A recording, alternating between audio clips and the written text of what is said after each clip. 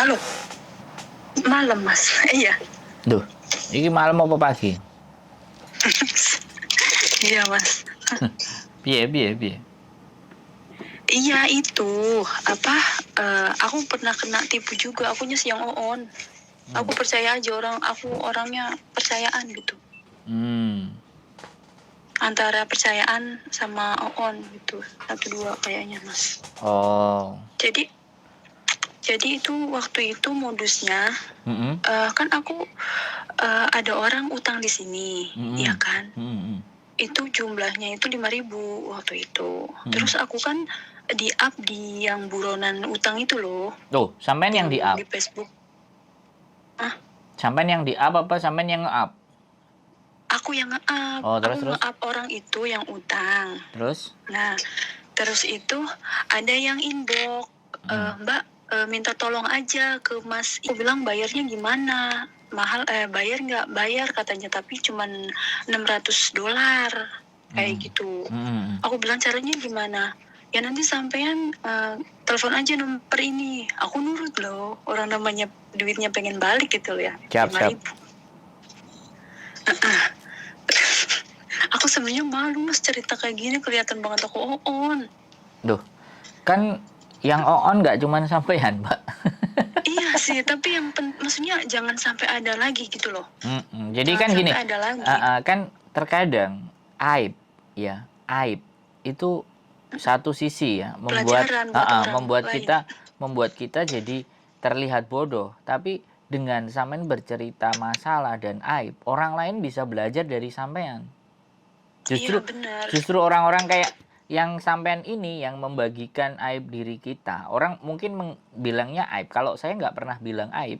Kalau aib itu ibaratnya kita bercinta sama orang lain, terus hamil, terus digembor-gemborkan dan seneng gitu loh, digembor-gemborin. Nah itu baru aib. Tapi kalau hal yang kita lakukan dan salah dan kita sendiri aja sudah mengakui, ya kenapa enggak kita belajar buat orang lain supaya nggak seperti kita kan. Akhirnya dengan si emas tadi gimana jatuhnya? Nah, aku telepon tuh yang namanya, aku telepon. Terus dia ngomongnya gini, katanya dia itu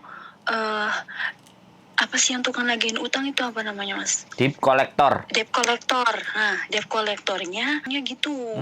Itu katanya.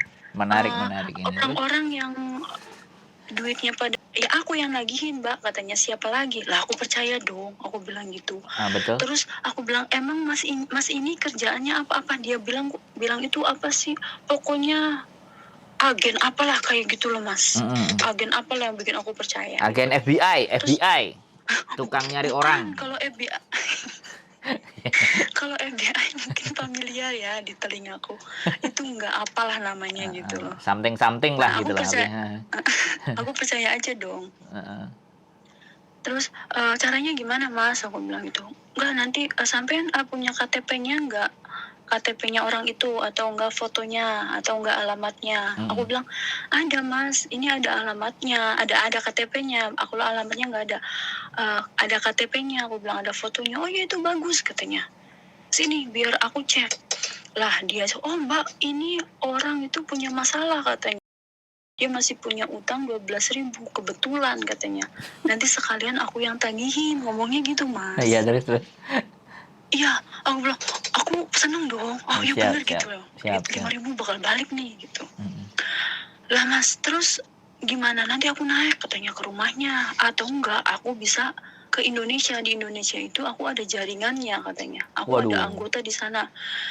Nanti di Indonesia didatengin, aku di sini bagiannya, dia bilang gitu. Aku di sini ada di Kos WB, dia bilang gitu mas. Aku kenalannya orang KJRI, ngomong gitu.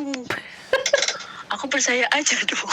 Aku nggak kenal orang KJRI kan. Ya udah yang aja gitu loh. Menarik ini. Terus? Kalau sampai nggak percaya, nanti kita minggu ketemu, katanya ngopi-ngopi bareng di Starbucks di Kos WB sama aku bilang gitu kan. Terus udah mas ini gimana masalah utang? Iya ini aku cek itu datanya dia masih punya utang, jadi ini masih miliknya sampean mbak gitu. Udah sampean sekarang proses dulu, kirimin di TNG itu $600 tapi aku pengennya rupiah gitu loh. Itu kan dari situ aja aku udah curiga dong Mas, ya kan? Iya. Terus.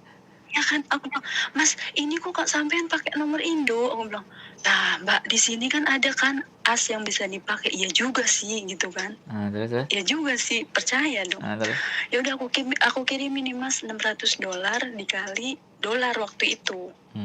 Pertama tuh udah tuh selesai. Ya udah Mbak, tunggu info selanjutnya. Itu aku nurut aja loh Mas. Abis kirim pertama, terus dia minta lagi 600 lagi, aku kirimin lagi. 600 lagi aku kirimin lagi, terus yang keempat itu $320 aku kirimin lagi. Lah itu yang terakhir itu gede loh, 1.000 berapa. Pokoknya total itu aku hitung-hitung 7 juta. 7 juta di rupiah ya? Beneran. Iya, di rupiahin itu 7 juta. Gitu. Terus aku bilang, Mas kok aku sebenarnya aku udah feeling gitu. Kok aneh gitu ya. Tapi aku nurut, suruh transfer ya transfer gitu loh Mbak. Maksudnya aku nggak ngomong aku nggak ngomong di hipnotis ya. Kayaknya akunya aja yang terlalu on gitu loh. Aku percaya aja. Kalau dipikir-pikir, lah orang aku mau nagih duit kok aku ngeluarin duit, kan harusnya gitu kalau pikirannya jernih ya, kalau pinter ya. Siap. Ya kan, berhubung ini aku lola gitu, ya gitulah, jadi percaya aja. Nah udah totalan kayak gitu, aku bilang Mas, terus ini sampean gimana? Tenang Mbak, aku udah masuk, aku udah naik ke tempatnya dia. Lah sekarang dia aku bawa ke, katanya suruh pencairan lagi. Tapi Mbaknya punya ini enggak, katanya bank sini, bank Cina sini. Aku bilang aku nggak punya, aku bilang gitu. Aku nggak punya, padahal aku ada. Terus dia bilang ada bank sini nggak? Aku boleh minta nomor rekening sampean nggak? Ngomong gitu. Aku bilang aku nggak punya kalau bank sini. Emang kenapa? Soalnya gini Mbak, katanya nanti kalau duit pencairan itu nanti dimasukin langsung ke BOC sampean, ngomong gitu. Ngomongnya gitu Mas. Ini pokoknya mbaknya lagi dipaksa nih, katanya lagi ngantri buat pencairan bank. Aku bilang, lah terus Masnya di mana? Ya ini aku lagi nungguin di luar, katanya, takutnya dia kabur, ngomong gitu. Nanti sampean kirimin aja nomor rekening sampean yang di Indo atau rekening sini kalau bisa. Aku bilang, ya udah rekening Indo aja Mas. Aku bilang gitu. Aku kirimin rekening BNI gitu loh. Udah ditungguin itu malah aku diblokir. Oh, selesai di situ berarti? Selesai diblokir lah. Aku konfirmasi dong sama orang yang tadi nge-inbox aku. Ya kan, Mbak. Perempuan. Aku bilang, loh Mbak, ini kok aku diblokir loh Mbak sama, loh iya loh Mbak, aku nggak tahu, dia bilang gitu. Waktu itu aku bener loh Mbak, duit aku 12.000 balik, dia bilang gitu. Lah terus gimana? Ini Mbak, aku bilang, kesampean telepon aku ya, ini nomor telepon aku. Lah aku malah diblokir lagi tuh sama yang Facebook itu. Yang beneran, yang sama Facebook itu, yang mungkin itu komplotan atau mungkin satu orang itu ya. Bisa jadi. Terus? Bisa jadi. Lah terus aku up itu, yang namanya itu aku up. Kebetulan aku tahu mukanya dia karena dia itu di Telegram gitu loh Mas. Terus kan ada profilnya. Di LAN. Kontaknya dia itu muncul di LAN. Terus ada profilnya. Aku up tuh nomor itu. Ternyata banyak itu korbannya. Katanya, Mbak aku juga iya, katanya kena sama dia. Ada yang 10 juta, ada yang 15 juta. Paling kecil itu 5 juta Mas. Beneran. Terus? Terus ya udah, aku bilang, lah terus gimana? Aku itu sempat ngelaporin nomor itu ke pengaduan yang di Google itu, yang pengaduan penipuan gitu loh. Cuman susah, nggak bisa gitu. Susah, maksudnya ribet. Aku harus kirimin KTP Indonesia kayak gitu. Tapi bukti-bukti transferansi aku masih ada. Oh ya, itu yang mau saya tanya. Jadi ini berapa tahun yang lalu? Belum ada setahun, belum ada 6 bulan. Oke, baru berarti, ini fresh nih berarti. Oke. Iya, Juli. Oke. Bulan Juli. Oke, bukti transferan itu Bank Indonesia ya? Di Indonesia ya, Bank Indonesia. Bank Indonesia. Atas namanya. Nama. Terus sampean waktu transferan itu ada berita informasi nggak? Biaya tentang apa kayak gitu kan? Ada nggak? Iya, kalau iya aku lupa itu yang kalau keterangan kan. Keterangan kan harus dicantumkan biaya untuk apa gitu kan? Kayaknya aku ada, tapi nanti aku coba cek lagi deh. Kayaknya setiap kali aku transaksi ada keterangannya. Oke, jadi gini. Jadi sekali lagi ya, kita nggak berharap, tapi ini kasusnya persis sama kayak kemarin teman-teman. Ini yang baru ditipu itu kan dia baru jalan. Jadi baru dimintain. Nah, terus ketemu nggak bisa tapi ada nomor telepon. Nah, sekali lagi nih. Nah, jadi kasusnya kan kalau saya ketemu lawyer, kakak kelas saya konsultasi dulu gitu loh. Nah, untuk pelaporan pertama itu kotanya di mana, ya kan? Daerah transfernya itu kan di mana? Ya, saya kan pasti tanya konsultasi sama dia.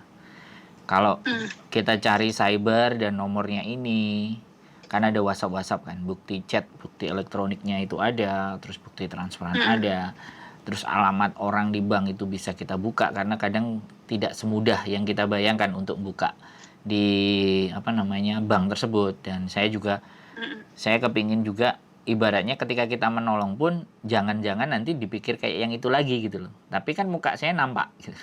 Dan channel ya saya kan ada, saya orangnya nggak sembunyi-sembunyi gitu. Saya khawatirnya cuman kadang pingin saya telusuri dulu. Jadi saya kumpulin bukti. Ya sampai sejauh mana nih orang bisa kita cari gitu loh. Karena kan nyari orang itu sekali lagi kan membutuhkan biaya, dan saya tidak menginginkan itu ada biayanya ditanggung sama si korban. Tapi kalau benar-benar orangnya saya ini sudah mampu dan bisa menemukan korbannya, ya kan, terus didata dan semuanya, nah tinggal para korban ini mau ngegas apa enggak memperkarakan, kan jatuhnya di situ tuh. Nah, makanya untuk memberikan dukungan boleh sampean kirimkan bukti chat atau nomor HP-nya yang bersangkutan, terus resitnya transferan sampean semuanya. Jadi semua data biar tak kirim dulu, kemudian dia olah. Mungkin nanti ke depannya saya minta sampean bisa bercerita ke teman saya tentang kronologis dulu. Iya. Jadi ini masalahnya chatannya itu yang masalah, Mas. Masalahnya kenapa? HP aku kan di reset itu hilang semua chatannya. Waduh lah, kalau bukti nggak ada gimana kita mau telusuri, Mbak? Iya, ini adanya cuman bukti ininya doang, apa sih? Resitnya. Tapi coba deh nanti aku lihat biasanya kan ada di foto Google itu loh. Ya. Perasaan aku ada screenshotan. Google gitu. Google foto. Nah, coba deh. Kalau memang ada screenshotan dianya percakapan itu semuanya dan dengan nomor, sekali lagi ya kan, nomor Indonesia sama nomor Hongkong kan nggak kayak sekarang ya. Tapi pasti ada data KTP pada saat dia registrasi nomor itu awal kan pasti ada KTP tuh. Nah, fungsinya kan untuk fungsinya ke situ. Tinggal teman saya nanti sampai sejauh mana bisa sampai dan apakah ini worth it. Artinya worth it itu di uang sampai di kehilangan 7 juta itu kita menghilangkan uang berapa untuk memburu manusia ini kan. Sekali lagi kan angkanya relevan apa enggak. Kemarin kan 2.400.000. Kemudian dia mau cari. Nah, sedangkan biaya sidangnya dan biaya perkaranya itu pastinya kan lebih dari angka itu. Nah, kalau seandainya kita mau cari orang kan bagaimana ceritanya, sedangkan biayanya nggak worth it.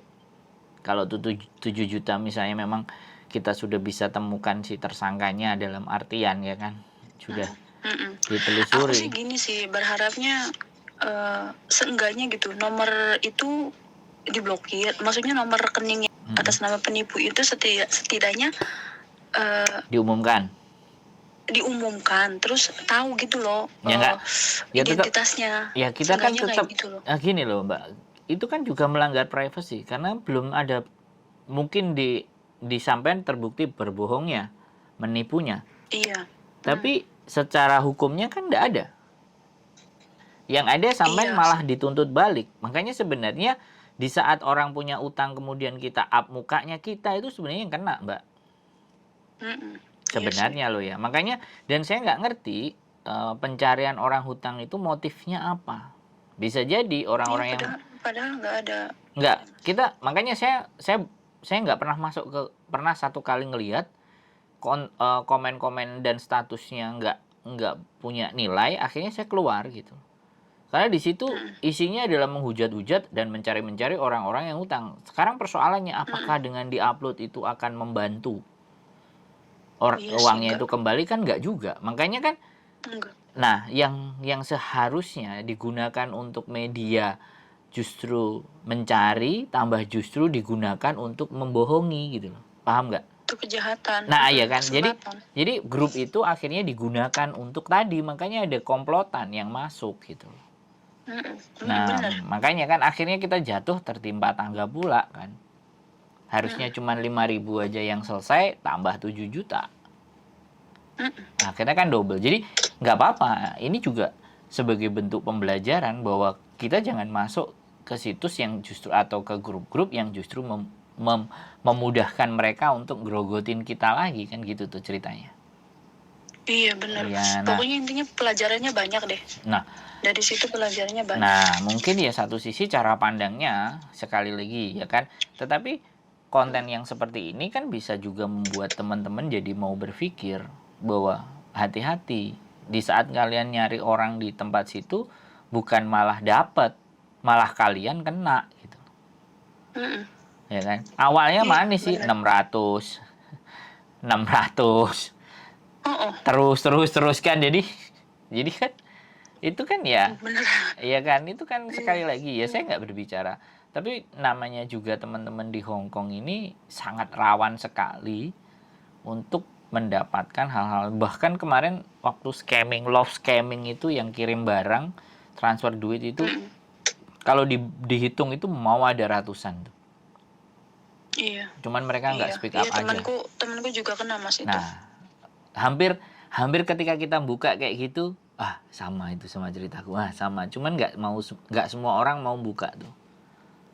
Hanya di konten-konten kita aja itu keluar ya kan hanya hanya baru-baru ada konten ini ya kan baru kalau kita cerita iya benar jadi kalau kita up itu cerita gitu itu kita malah dapatnya hujatan gitu jadi malu jadi takut kayak gitu padahal kita itu menyampaikan informasi gitu jangan sampai ada kejadian seperti ini udah cukup aku aja maksudnya gitu. Nah makanya tapi kan yang di situ kan jadi ketika sampean mengungkapin sesuatu itu ngobrolnya dengan siapa kan pasti kayak gitu posturnya dengan orang yang biasa atau yang orang yang memang sudah dikenal publik.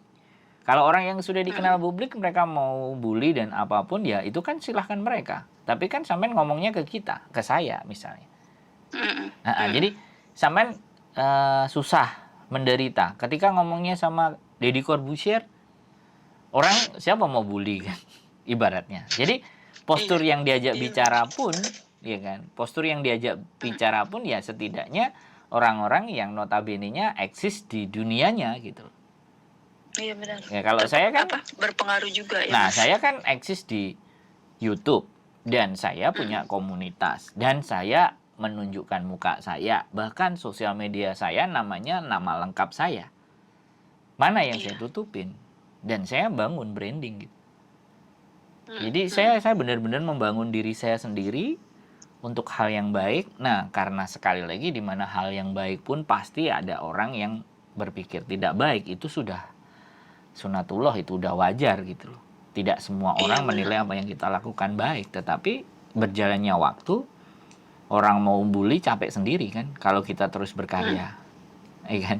Jadi jadi di sini iklim ini yang mau saya bangun, makanya di komunitas ini saya cari talent gitu loh. Kayak Miss Yuni, kayak Bu Diana. Jadi sebenarnya gini loh Mas, kita itu butuh wadah untuk kita sharing gitu, untuk kita ngeluarin unek-unek kayak gitu. Jadi aku sih seneng dengan adanya YouTube-nya Mas. Sandro, Mbak Yuni kayak gitu seneng gitu, malah membantu gitu loh. Jadi pengalaman teman-teman yang lain cerita enak nggak enaknya itu bisa buat pelajaran buat kita kayak gitu loh. Kalau enggak kita lagi merasa jatuh, ternyata kita dengerin curhatan orang-orang ada yang lebih parah gitu. Nah. Kita kan jadi nggak ngeluh gitu loh. Iya. Makanya kalau Iya orang kan, mengambil kayak gitu. sisi positif apa yang kita sampaikan kan mengandung nilai, mengandung makna. Iya benar, Jadi berguna banget. jangan sampai kan kita belajar itu kan nggak harus kita mengalami sendiri. Benar. Jadi itulah yang menjadi garis bawah. Ya, kalau sekali lagi kalau sampean punya data yang lebih valid, ada sesuatu ataupun siapapun nanti yang di luar sana yang mendengar konten ini, kalau kalau ada yang mengalami hal yang serupa, tolong bukti elektronik itu sekarang juga bisa diajukan untuk sidang gitu loh. Bahkan menipu, kalau ataupun orangnya di Hong Kong menipu, ya kan, menipu kita di Hong Kong, kita bisa tuntut di Indonesia karena untuk pidana, untuk perkara pidana itu 17 tahun hukum itu berlaku. Jadi kita tunggu sampai orangnya pulang. Karena kita nggak bisa mengadili dia di Hong Kong, tapi kita bisa nunggu dia kalau di Indonesia. Nah, ini kan juga pembelajaran gitu. Ini pinternya penipu ini, Mas. Dia nggak pakai chat. Jadi kalau sumpamanya dia ada apa-apa, dia langsung telepon. Jadi nggak pakai chat. Iya, berarti kan memang benar-benar niat. Iya, dia pinternya itu. Masalahnya mungkin dia udah berpikir, maksudnya udah direncanain lah kalau sumpahnya pakai chatan pasti di screenshot kan, bisa buat bukti. Jadi gitu. sekali lagi, kalau apa-apa telepon. Tapi tetap kalau memang kita punya canggih ya, artinya kita lacak nomor itu punya siapa, bahkan di posisi mana itu sudah bisa. Tapi untuk biaya yang dibutuhkan ke arah sana itu kan ya. Tapi setidaknya ketika nanti ada beberapa kasus yang sudah mulai saya naikkan buat pembelajaran buat teman-teman, hati-hati kalau kalian mau berkasus gitu loh.